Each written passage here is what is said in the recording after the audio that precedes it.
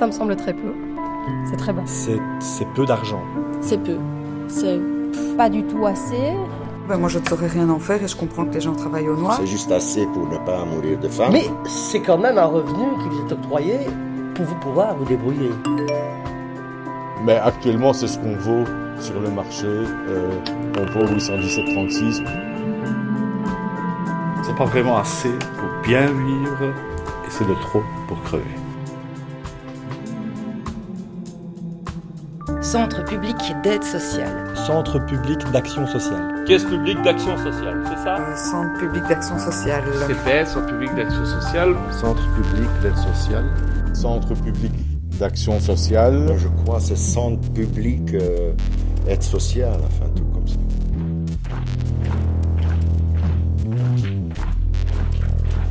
Mais le travail, c'est une activité que l'on exerce, mais c'est aussi un statut, le statut de travailleur. Travailler, c'est Un lien social.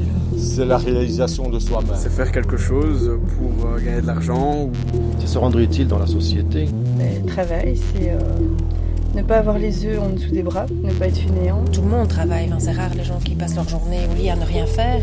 Donc même un chômeur travaille, mais il n'a pas d'emploi. D'ailleurs, on le dit, c'est un demandeur d'emploi, pas un demandeur de travail. Le travail et l'emploi, c'est la différence, c'est la volonté, le courage, et peu de gens maintenant en ont. Du travail, il y en a beaucoup. De l'emploi, il n'y en a pas. C'est peut-être ça la différence. L'emploi, c'est gagner de l'argent. Travail, c'est être bien.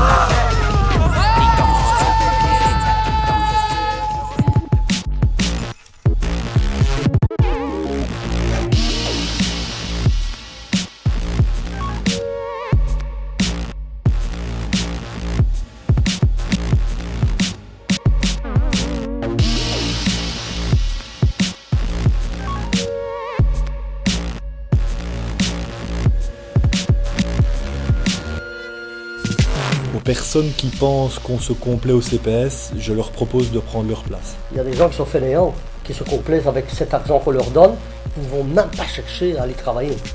Oui, j'en connais et j'ai envie de dire malheureusement j'en connais. Mais je connais aussi des gens qui ne s'y sont pas arrêtés très longtemps et qui sont redevenus des gens actifs. Et ça c'est bien. Malheureusement oui, je peux pas dire que j'en connais pas et pour moi je les plains. Bien sûr, qui se complaisent dans le travail comme qui se complaisent au CPS, qui pensent que profiter est le meilleur système. J'en connais tout plein. Moi je connais des gens qui sont au CPS ou au chômage, pas au CPS mais au chômage depuis plus de 20 ans. J'estime qu'il y a des gens qui abusent des autres. Il y a des gens qui se complaisent et on en revient encore une fois à la volonté, le courage. Je ne crois pas qu'on peut dire qu'il y ait des gens qui se complaisent au CPS, qui s'arrangent, qui s'accommodent, oui, mais se complaire, vraiment non, parce que c'est quand même un poids qu'on a apporté.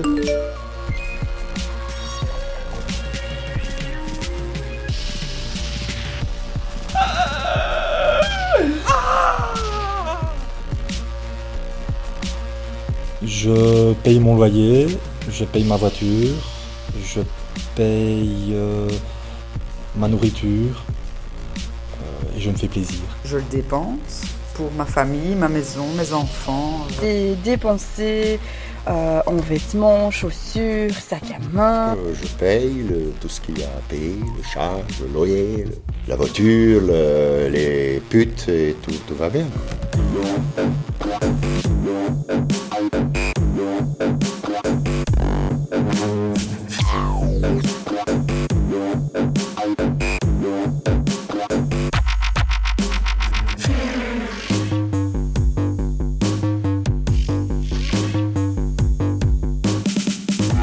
Ce que vaut un être humain, je ne sais pas. rien peut-être, je ne sais pas. Que dalle. Rien. Tout simplement rien. Il vaut en tout cas toute la dignité et toute la décence qui lui revient. Certains ne valent rien et d'autres sont inestimables.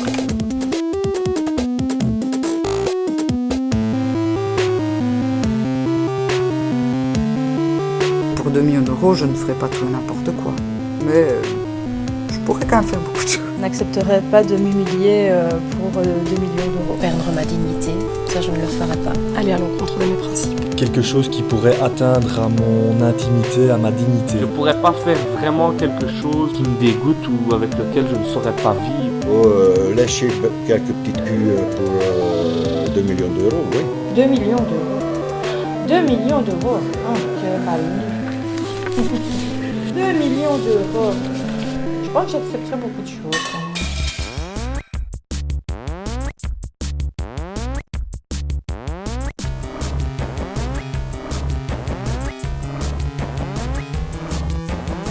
Veux-tu une noix de coco?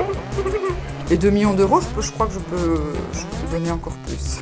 Un détournement de fonds, si c'est sur le dos d'autres personnes, là non, je ne le ferai pas. Ne pas faire des choses, aller coucher avec un tel ou un tel, je trouve ça complètement ridicule, c'est pas dans mes valeurs. Tout. Je suis capable de faire tout. Non, j'exagère, pas trop non plus, mais on pourrait s'arranger quand même. Hein. Bon, tout. Je trouve que trop d'argent, ça nuit à la santé. Et quand on a trop d'argent, on sait pas quoi faire. Viens, approche-toi. Dans la noix de coco, il y a un cadeau pour toi.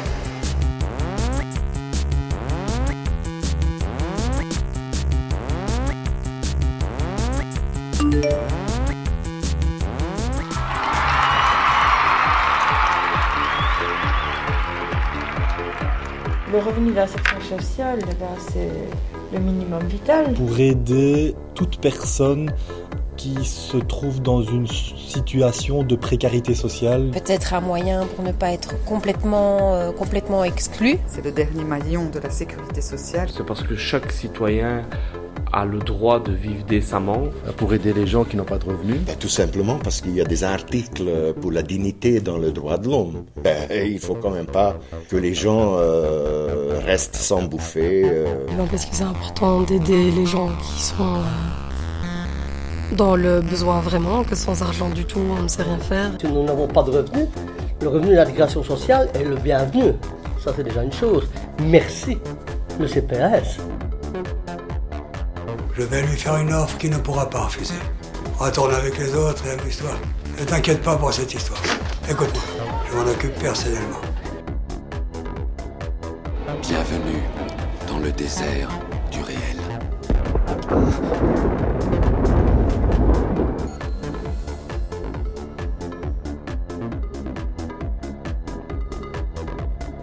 Je vais te dire pourquoi tu es là. Tu es là parce que tu as un savoir. Un savoir que tu ne t'expliques pas, mais qui t'habite. C'est ce sentiment qui t'a amené jusqu'à moi.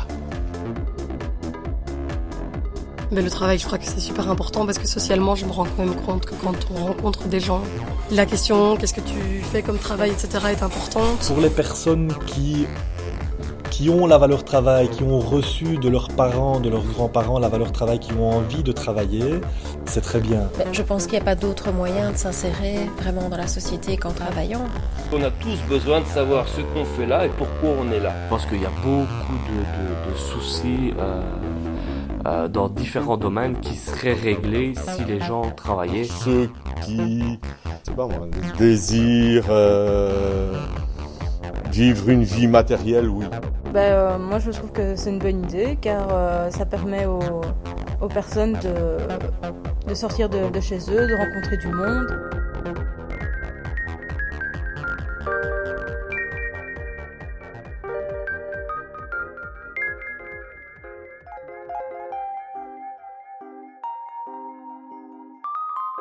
Je m'appelle Luciano, 55 ans.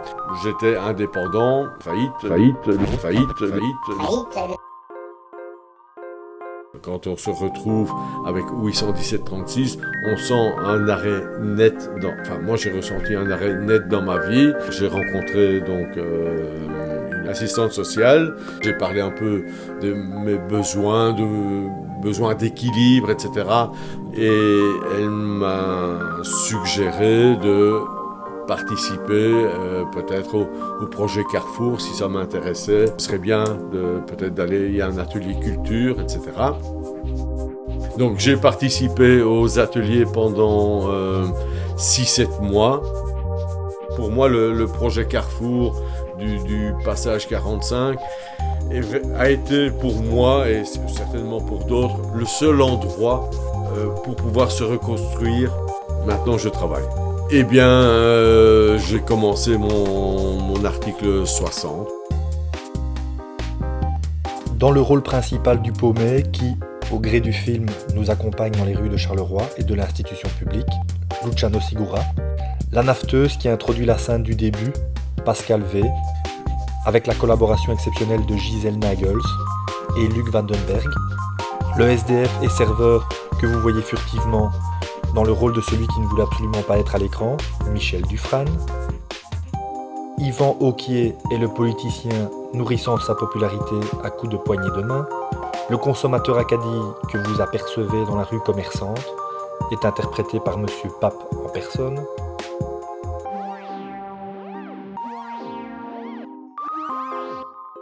Le but de cette capsule, c'était de montrer les limites du 817-36. C'était un peu pour symboliser un parcours du CPS, la symbolique qu'il y a, de faire tomber certains a priori. Peut-être un, ne fût-ce qu'un, ce serait bien, et dire que derrière ce 817-36, c'est chaque fois une personne, un humain qui est là et qui cherche avant tout, et je suis certain, à s'en sortir.